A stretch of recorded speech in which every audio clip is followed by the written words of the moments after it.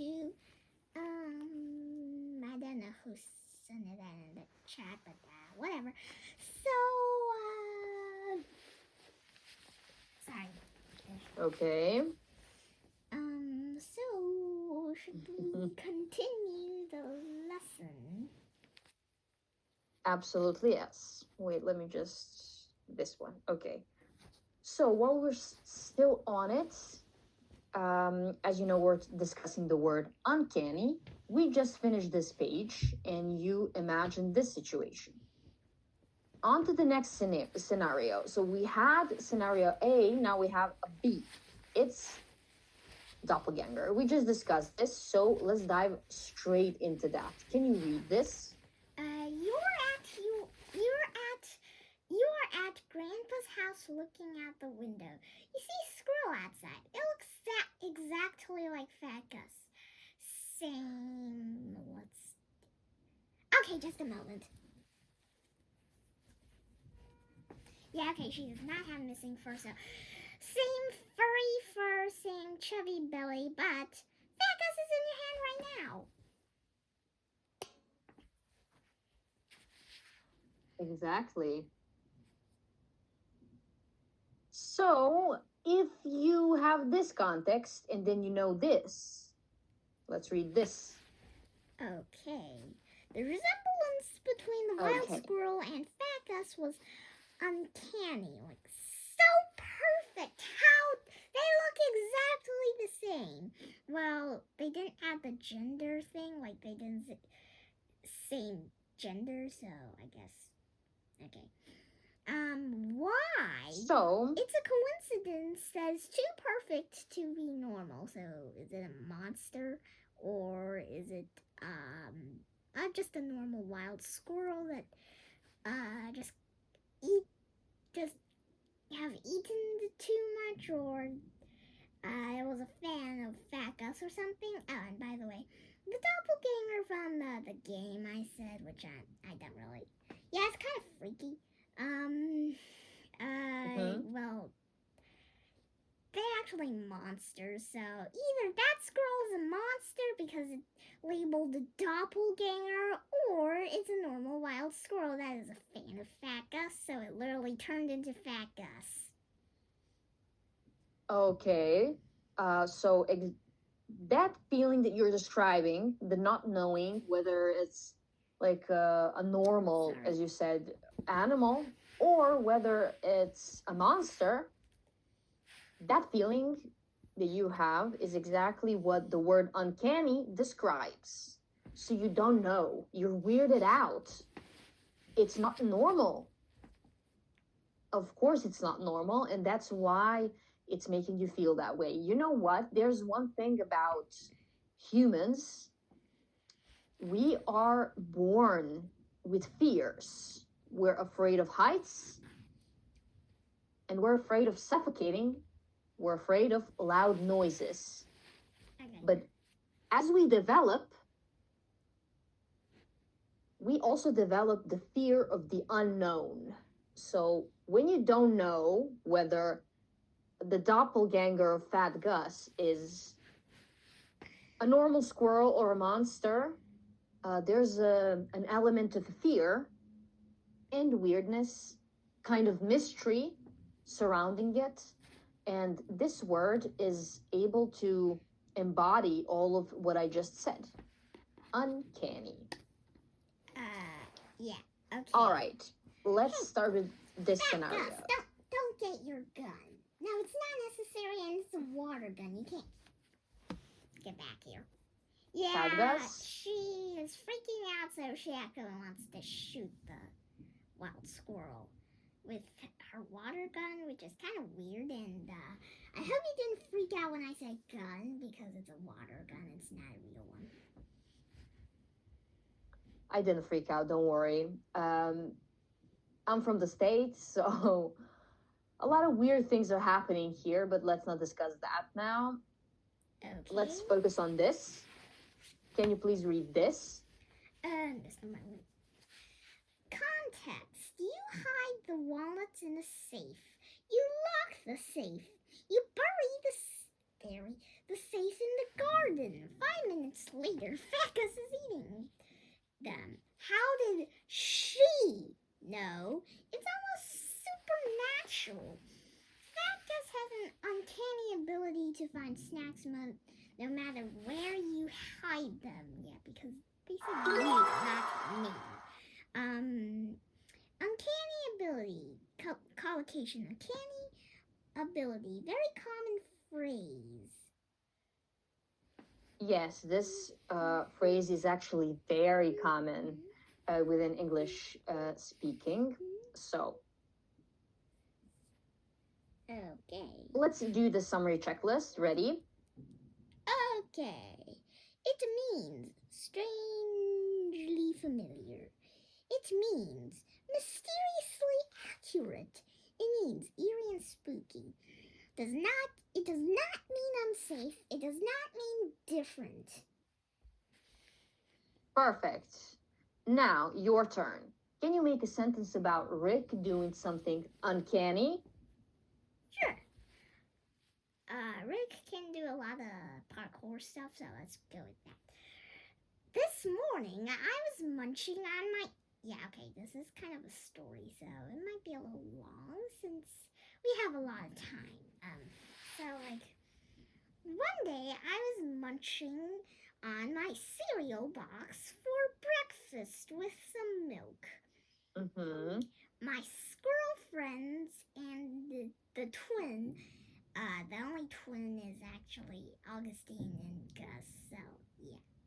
Whenever I say twin, it means Augustine and Gus. Are also eating walnut cakes that my mom made for breakfast. But Rick was missing. I was kind of confused, so I stopped munching on my cereal box. I went outside to the backyard and saw Rick doing a legendary backflip. And then I'm like, well, that's new and kind of weird. So I asked a squirrel professional for some advice, but the squirrel professional was freaked out that my squirrels can talk. So I called my dad, and my dad was like, oh, that's an uncanny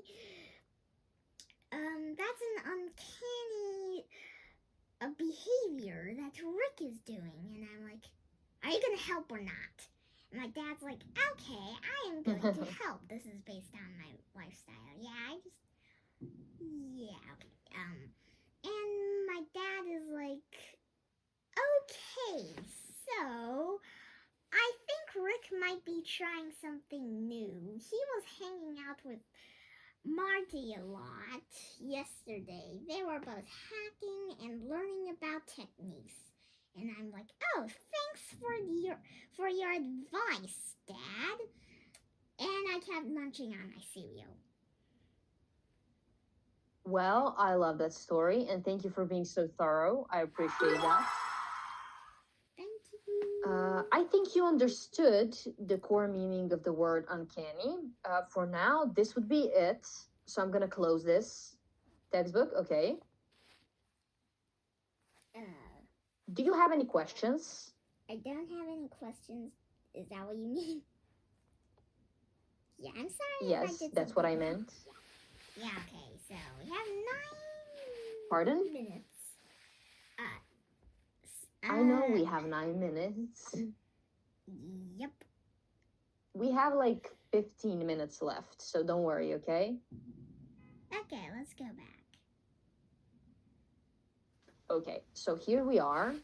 Do you recall us talking about this machine, the mechanism, the engine? Mm-hmm. Okay, so we started kind of with this word, dictate, and we know how we use it. Genes dictate our height. Yep. Can you give me an example using this word?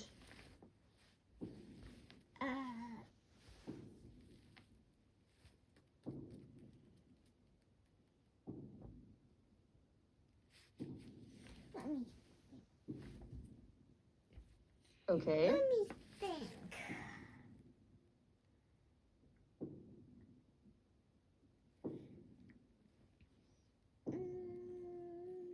Think about your life.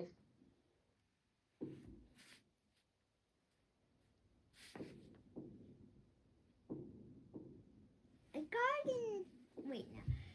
The park dictates what creatures should live in it, right? Like, if the garden is like really like not a lot of trees, it's probably for cats, or maybe not for cats, or maybe for Oh. none of the animals. Yeah, I'm not sure.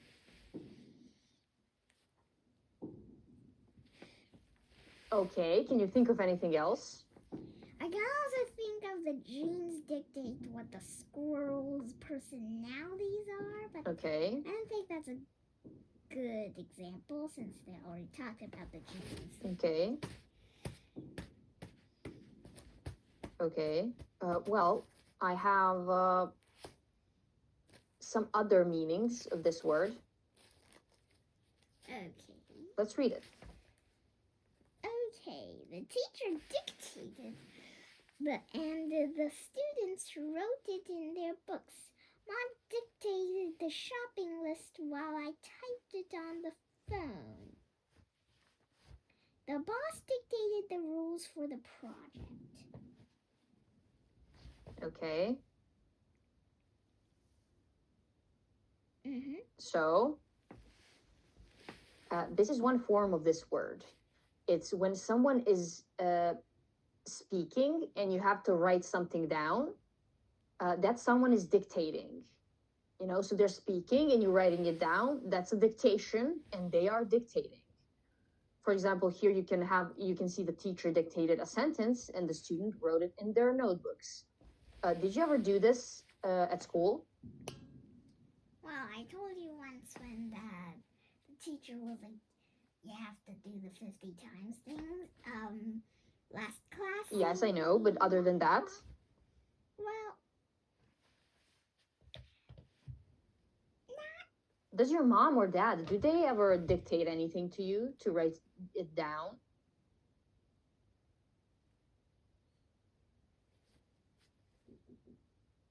not always, but once was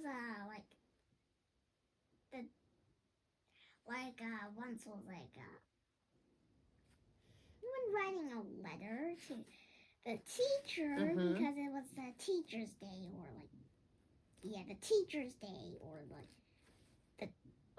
teacher's the school day or something. Wait, no, the school day Okay. is when we go to school. Yeah, okay. So yeah, I wrote letters to the English teacher, the math teacher, and the Chinese teacher.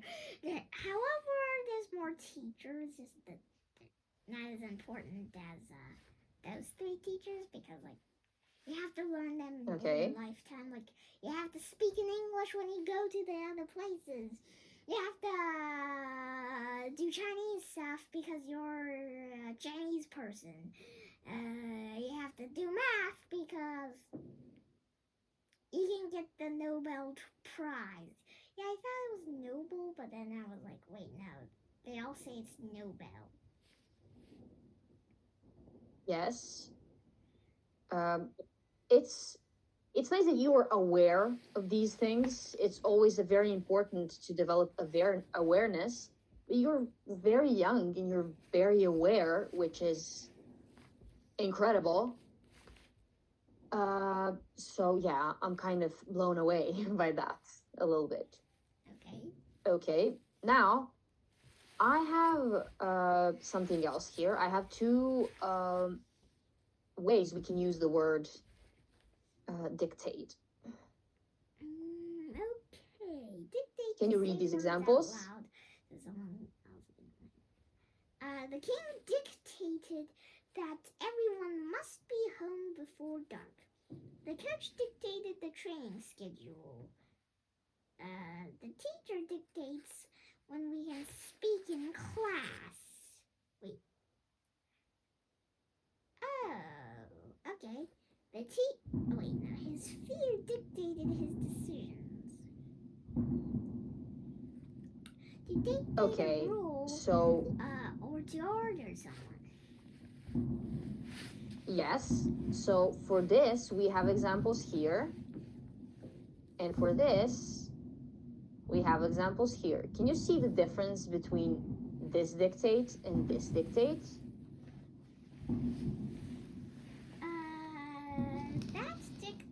The first dictate is about making people like write what the other person says, and the second one is about telling the rules or to order.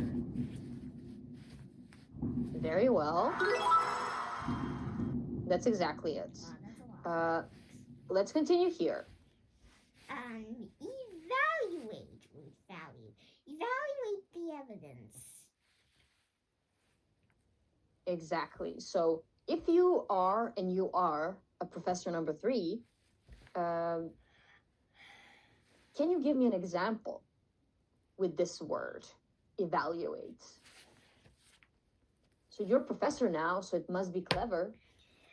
Evaluate the suspect. Perfect. I love it. Now on to this word. Okay, synthesize. Roots and Good. synthesize the ideas. And by the way, I just wanted to ask you a question.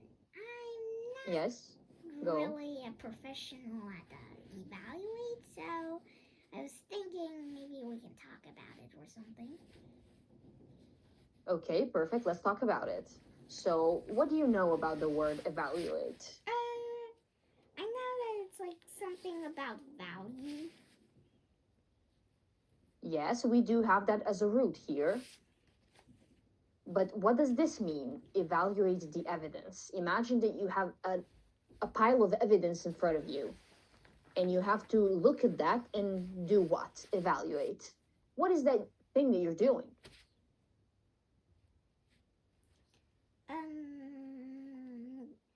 You're seeing which evidence are more valuable.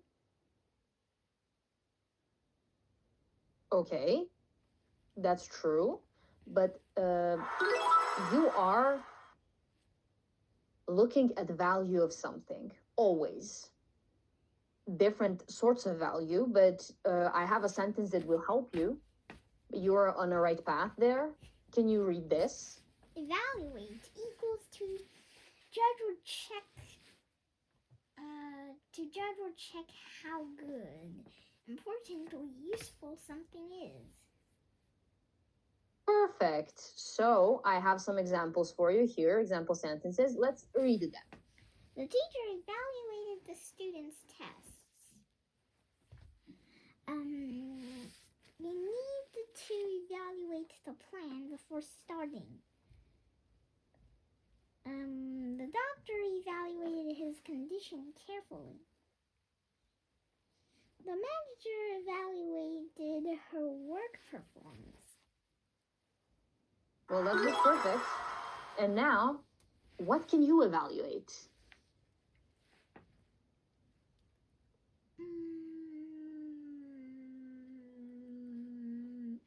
So imagine if you look, if you did a test, a school test, an exam, and you're waiting for your teacher to look at the tests and give you feedback, the teacher is going to evaluate your test first. Is going to look, oh, this is right, maybe this is wrong. What can you evaluate? What can you look at and say whether it's good or not, or whether it needs improving or not? Well, I can evaluate how much walnuts Fecus eats because it's important for her to eat the right amount of walnuts. Yeah. Once I did not care about how much walnuts she ate, and I think she had a problem with her. First of all, poop, which is not a very good thing to say, but her litter and stuff. And secondly, yeah, she's potty trained. Secondly, well, she just kind of felt like she was like really full and doesn't want to move. And the thing is, it's in the morning when she ate a lot, so that means she can't exercise. And if she didn't exercise, she would be like very fat or fatter. And no offense here, Fat Gus, because I forgot to plug up your ears with my fingers. Okay. I get that completely. Again, you have great examples, so I can understand them truly. And now, do you know what I like to evaluate? I don't know. My mom's food and my sister's cupcakes. So, my sister measures the quality of her cupcakes by my satisfaction with them. So, if I like them, then they're very good. If I don't, something's missing and they're not very good. So, whenever she's preparing her famous cupcakes, cherry cupcakes, she's always calling me like, when can you get here? I need you to try cupcakes. I need you to try taste them. So yes, that's what I do. It's a very good evaluation. You know, I love doing it. Have you ever evaluated some food? Did you ever try something your mom or grandpa made? I never did that. So I never actually did that. I was just like eating it and I was like, oh, that, well, when I eat a new food, my mom would ask me how good is it, and I would be like, it's good or it's not good, so that she can decide if she wants to buy the food again. okay, well that is sort of evaluation. Wouldn't you agree? Yes, I agree. Yeah, that's because you're giving your thoughts. And tell me, are you having fun over there? Yeah, I did have some fun. Here's a crazy thing. Are you still shy around your cousins? The cousins are not here today. Probably because they both have. Yeah, but it's only me, Grandpa, and my dad and my mom. So yeah, today was pretty boring. Good. But tomorrow Oh, someone I'm will sorry. come to our house, and I'm pretty sure. Now I'm pretty sure her name is Glow Glow. Glow Glow. Yeah, I just.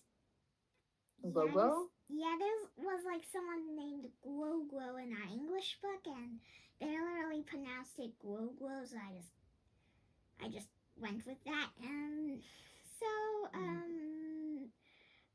yeah. And another thing, Mr. Spider is actually a juvenile, and that AI named Doughball, which is a little dumb sometimes, says that You told me that, yeah. She can't. I assume it's a she because I like to call AI she or he. I don't know why I am. So she says she can't tell exactly what gender Mr. Spider is, but